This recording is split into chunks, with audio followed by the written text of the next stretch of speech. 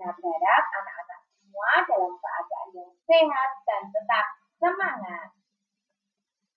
Berjumpa kembali bersama dengan Bu Tina. Hari ini kita akan belajar bersama tema 1, indahnya kebersamaan. Muatan pelajaran IPA. Kompetensi dasar yang kita pelajari pada hari ini adalah KD 3.6. Menerapkan sifat-sifat bunyi dan keterkaitannya dengan indera pendengaran. KD 4.6 menyajikan laporan hasil percobaan tentang sifat-sifat bunyi. Tujuan pembelajaran pada hari ini yang pertama, siswa dapat menjelaskan jenis-jenis bunyi. Tujuan yang kedua, siswa dapat menjelaskan perambatan dan pemantulan bunyi. Perambatan bunyi. Benda-benda dapat menghasilkan bunyi jika benda tersebut bergetar. Bunyi merupakan gelombang yang arah perambatannya sejajar dengan arah getarnya. Bunyi dapat terdengar jika memenuhi syarat sebagai berikut. Yang pertama adalah adanya sumber bunyi. Yang kedua adalah adanya media penghantar berupa benda padat, benda cair, dan udara. Yang ketiga adalah adanya pendengar. Bunyi yang berasal dari sumber bunyi dapat sampai kepada pendengar dengan cara merambat. Bunyi dapat merambat melalui media perantara udara, benda cair, dan benda padat. Bunyi tidak dapat merambat tanpa adanya media perantara. Bunyi yang merambat melalui benda padat akan terdengar lebih jelas dibandingkan bunyi yang merambat melalui udara, anak-anak. Perambatan bunyi memerlukan waktu. Kecepatan perambatan bunyi disebut dengan cepat rambat bunyi. Nah, yang pertama adalah perambatan bunyi melalui benda padat. Contoh percobaannya adalah sebagai berikut, anak-anak. Kita butuhkan 2 buah kaleng. Selain itu adalah benang. Nah, kita buat telepon-teleponan seperti ini ya, anak-anak. Jika salah satu anak itu berbicara, yang lain bisa mendengarkan apa yang dikatakan oleh temannya. Ini membuktikan bahwa bunyi merambat melalui benda padat. Perambatan bunyi melalui benda padat lebih cepat dibandingkan melalui benda cair maupun udara. Contoh perambatan bunyi yang kedua adalah bunyi merambat melalui benda cair. Contoh percobaannya kita butuhkan ember berisi air ya anak-anak, terus batu dan corong. Dan nanti membuktikannya, anak-anak bisa meletakkan corongnya itu ke dalam air seperti ini. Kemudian kita ketukkan batu di pinggir ember. Setelah itu salah satu telinga kita bisa kita condongkan ke dalam corongnya. Nanti akan terdengar suara batunya. Nah, ini membuktikan bahwa bunyi merambat melalui benda cair. Contoh perambatan yang ketiga adalah bunyi merambat melalui udara. Contohnya adalah percobaan sebagai berikut. Ini Benny, matanya ditutup oleh kain. Kemudian Jayu memainkan alat musik angklung. Nah, nanti Benny akan mendengarkan alunan musik angklung yang dimainkan oleh Jayu. Contoh kedua, ketika kita membunyikan lonceng, anak-anak. Nah, ini membuktikan bahwa bunyi merambat melalui udara. Jenis-jenis bunyi berdasarkan frekuensinya. Bunyi mempunyai jenis yang berbeda-beda. Hal ini tergantung dari frekuensinya. Frekuensi adalah banyaknya getaran yang terjadi setiap 1 detik. Satuan frekuensi adalah hertz. Berdasarkan frekuensinya, bunyi dapat dibedakan menjadi 3 jenis. Yang pertama adalah bunyi infrasonik. Bunyi infrasonik ini mempunyai frekuensi yang sangat rendah, yaitu kurang dari 20 Hz.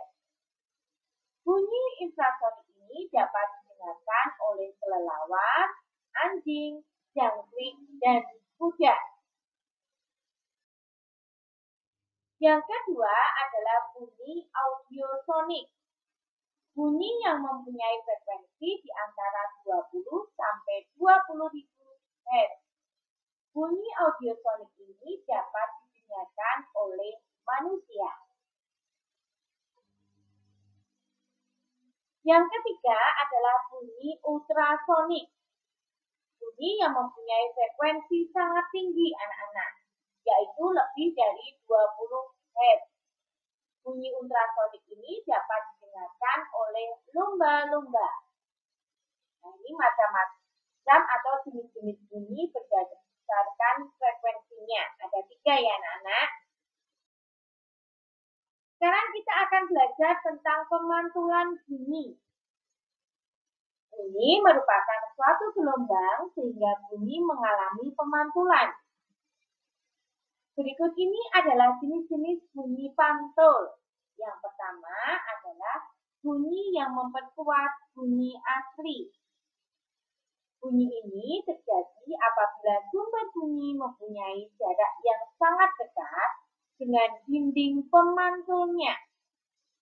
Dengan demikian, bunyi pantulnya akan terdengar jelas dan bersamaan dengan bunyi aslinya. Contohnya adalah suara seseorang yang berada di dalam ruangan kecil akan terdengar jelas.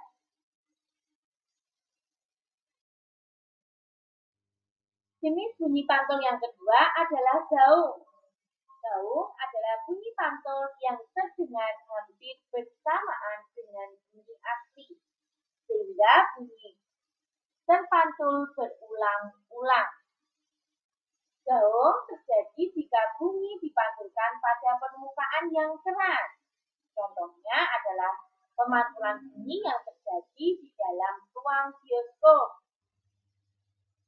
Untuk menghindari terjadinya gaung, maka dinding-dinding dalam bioskop atau gedung-gedung konser dilapisi oleh bahan-bahan yang lunak anak-anak.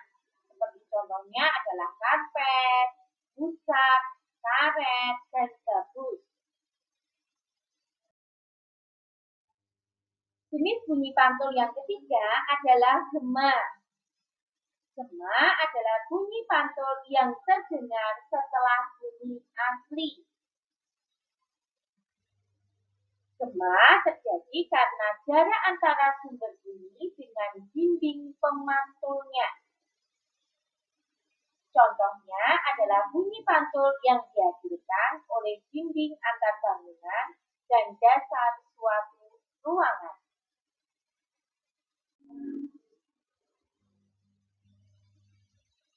Berikut ini adalah jenis-jenis bunyi yang lain. Yang pertama itu nada. Nah, nada adalah bunyi yang mempunyai frekuensi yang teratur. Yang kedua adalah desak. Desak adalah bunyi yang memiliki frekuensi yang tidak teratur. Jadi tahu bedanya ya anak-anak, kalau nada itu teratur frekuensinya, kalau desak frekuensinya tidak teratur. Yang ketiga adalah dentum. Dentum adalah bunyi yang mempunyai amplitudo yang sangat besar dan terdengar mendadak. Yang keempat adalah warna bunyi atau timbre. Adalah bunyi yang memiliki frekuensi yang sama tetapi terdengarnya berbeda. Resonansi bunyi. Peristiwa resonansi banyak terjadi di dalam kehidupan kita sehari-hari. Resonansi adalah peristiwa ikut bergetarnya suatu benda karena adanya benda lain yang bergetar. Frekuensi benda yang bergetar bernilai sama dengan frekuensi benda yang dipengaruhinya. Berikut ini contoh resonansi yang menguntungkan dan merugikan anak-anak. Resonansi yang menguntungkan contohnya adalah terjadi pada alat musik seperti gitar, gamelan, dan cenderan. Sedangkan resonansi yang merugikan yaitu resonansi yang terjadi pada suara dari pesawat terbang yang dapat membuat kaca pecah. Cara-cara terjadinya resonansi bunyi. Cara-cara terjadinya resonansi bunyi antara lain yang pertama adalah adanya sumber bunyi. Yang kedua adalah adanya medium perantara untuk merambat. Contohnya adalah benda padat, benda cair, ataupun udara. Yang ketiga adalah adanya penerima atau benda lain. Yang keempat adalah adanya benda lain yang mempunyai frekuensi yang sama. Kelima adalah adanya kolom udara dengan ketinggian kolom udara yang sama. Nah, ini adalah syarat-syarat resonansi. Bunyi dapat dipantulkan oleh benda yang keras dan bunyi dapat diredam oleh benda yang lembut atau lunak. Bunyi pantul terjadi saat bunyi merambat dan mengenai permukaan yang keras seperti dinding, kaca, besi, kayu, dan bidang-bidang keras lainnya. Bunyi juga dapat diserap atau diredam anak-anak. Benda-benda yang dapat menyerap bunyi antara lain adalah karpet, busa, gabus, wol, sabut kelapa, kasur, dan lain sebagainya. Sifat pemantulan bunyi juga dimanfaatkan oleh beberapa hewan. Contohnya adalah kelelawar. Kelelawar ini memiliki kemampuan ekokolasi untuk menemukan mangsanya dan menghindari tabrakan terbang di ruang yang gelap. Nah, anak-anak, setelah tadi kita belajar tentang jabatan frekuensi, perambatan bunyi, juga pemantulan bunyi, tentunya anak-anak sudah semakin paham ya. Nah, setelah ini, Bina akan memberikan soal latihan untuk anak-anak. Silakan nanti anak-anak kerjakan dengan penuh semangat ya. Tetap jaga kesehatan dan tetap semangat meskipun belajar dari rumah. Terima kasih. Sampai jumpa.